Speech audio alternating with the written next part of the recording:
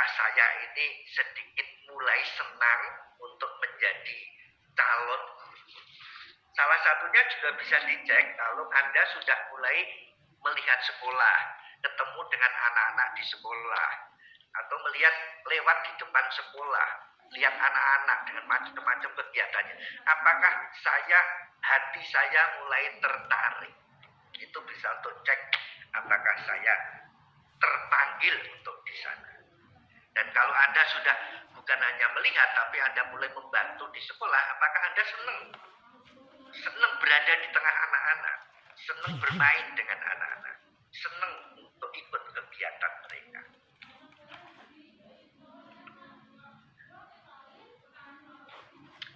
Nah, poin berikut adalah kita mau bicara soal sekarang dampak. Berarti apa dampaknya kalau orang punya spiritualitas sebagai pendidik yang tinggi dan kalau spiritualitasnya rendah? Ada banyak hal. Anda bisa ngecek sendiri dari pengalaman Anda. Yang pertama yang sangat sederhana adalah kalau orang spiritualitasnya tinggi sebagai pendidik atau guru, dia itu gembira di dalam melakukan tugasnya sebagai guru. Dan sungguh-sungguh senang.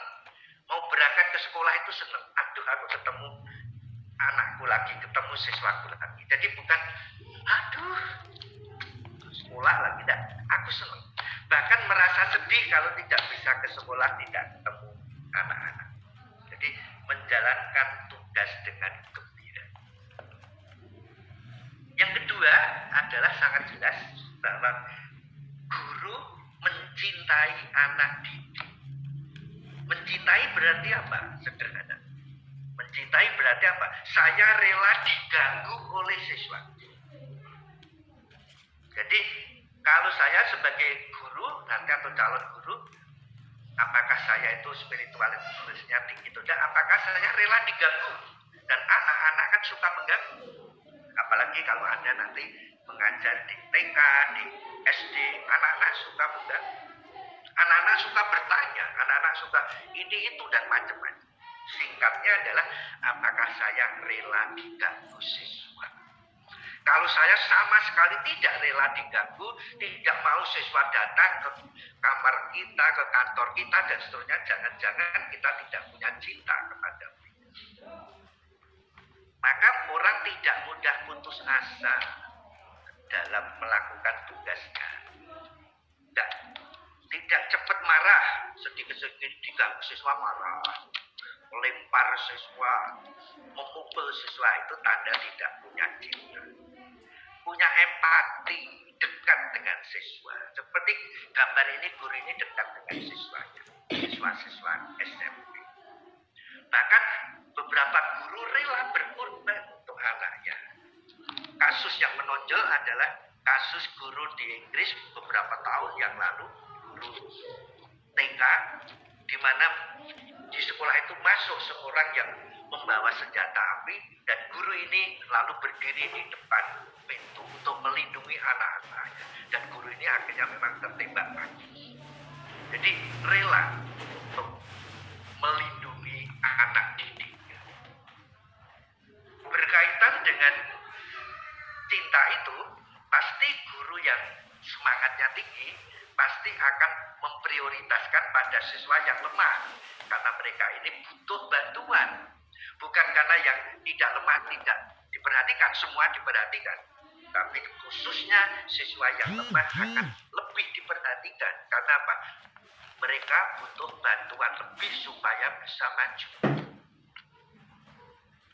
Nah, yang juga menarik dikatakan oleh beberapa ahli, kalau saya menjadi guru, terutama di level SMA ke bawah, tekanannya memang lebih saya membantu siswa saya sebagai manusia penuh. Maka saya tidak boleh mengatakan saya hanya guru matematik, saya hanya guru fisika, saya hanya guru olahraga. Tidak bisa. Saya adalah guru untuk seluruh siswa di sekolah saya. Maka tidak boleh, misalnya saya guru fisika, lalu ada tawuran di sekolah, saya ngomong, itu bukan urusan saya kan urusannya mengajar fisika, bukan soal tawuran. Tawuran itu kan soalnya guru BK atau pamong, itu nggak benar.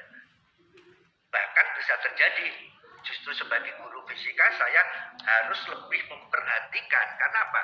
Yang sering ngajari membuat senjata tajam kan guru fisika, bukan guru bahasa. Jadi saya ikut bertanggung jawab terhadap perkembangan semua siswa saya. Maka tidak mengatakan aku guru fisika, aku guru SMA di Belitung. Jadi berarti apa? Saya ikut ambil bagian dalam pengembangan semua siswa di sekolah saya. Yang ketiga, saya kira tidak butuh keterangan. Kalau saya betul-betul spiritualitasnya tinggi, pasti saya membangun relasi dekat dengan siswa. Lebih mengenal siswa, bisa dialog, menghargai mereka, dan seterusnya. Dalam konteks profesional, kalau sungguh saya punya spiritualitas tinggi, pasti saya kepingin mendidik secara profesional. Karena zaman ini makin maju, maka melakukan tugas sebagai pendidik juga harus profesional. Sehingga apa? Kalau saya sungguh mencintai profesi saya sebagai pendidik, maka saya juga harus mengembangkan kompetensi-kompetensi yang diharapkan. Nah, di Indonesia ini kan minimal ada 4 kompetensi yang perlu dikembangkan. Maka kita juga